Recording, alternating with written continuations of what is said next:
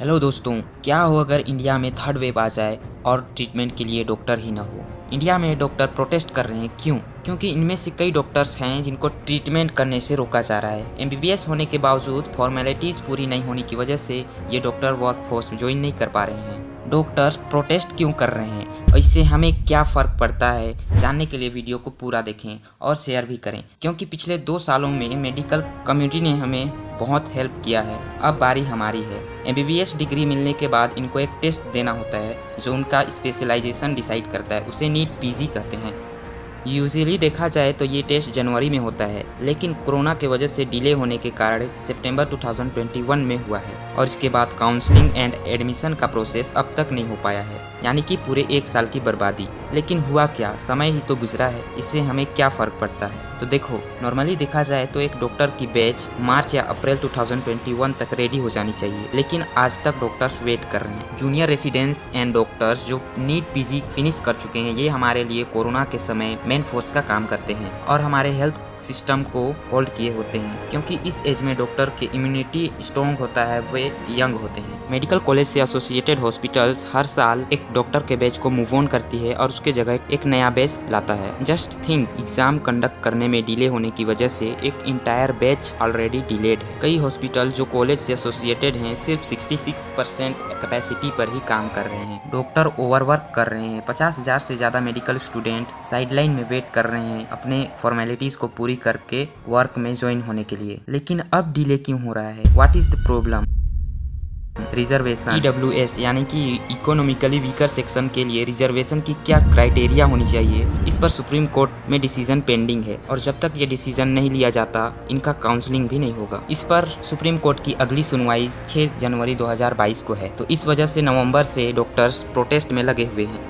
But what doctors actually want, demand उनका simple है। Doctor ये चाहते हैं कि आने वाले टाइम पे उनका रिजर्वेशन की सर्टेनिटी होनी चाहिए। वे अपना और नेशन के समय को वेस्ट नहीं करना चाहते। दिसंबर के लास्ट दिनों में प्रोटेस्ट कर रहे डॉक्टर को रोकने के लिए दिल्ली पुलिस के द्वारा वायलेंस किया गया था। It's simple, doctor don't need a फूलों की बारिश और थाली बजाओ कैंपेन। वो सिर्फ इतना चाहते हैं कि उनको बेसिक सपोर्ट मिले जिससे वे अपना काम स्टार्ट कर सकें। As a country why can't we respect our heroes. Last year खुद कई पेशेंट्स ने हॉस्पिटल के सामानों का तोड़फोड़ किया था। ओमिक्रॉन एक थर्ड वेव के रूप में इंडिया में कदम रख चुका है। हमें जितने ज्यादा डॉक्टर हो सके प्रोड्यूस करने होंगे। बीते साल में से सेकेंड वेव आने से पहले डॉक्टर्स देवी शेट्टी ने ये प्रेडिक्ट किया था कि अगर ये क्राइसिस और भी बड़ा हो जाएगा due to lack of doctors and nurse, case increase होने लगेंगे, मेडिकल इंफ्रास्ट्रक्चर या फिर मेडिकल स्टाफ उन्हें हैंडल नहीं कर पाएगी, तब सिचुएशन हमारे हाथ से पूरी तरह से आउट ऑफ कंट्रोल में होगा। ऑक्सीजन, वेंटिलेटर, बेड, ये सब टूल्स हैं जिससे हम कोविड से लड़ सकते हैं,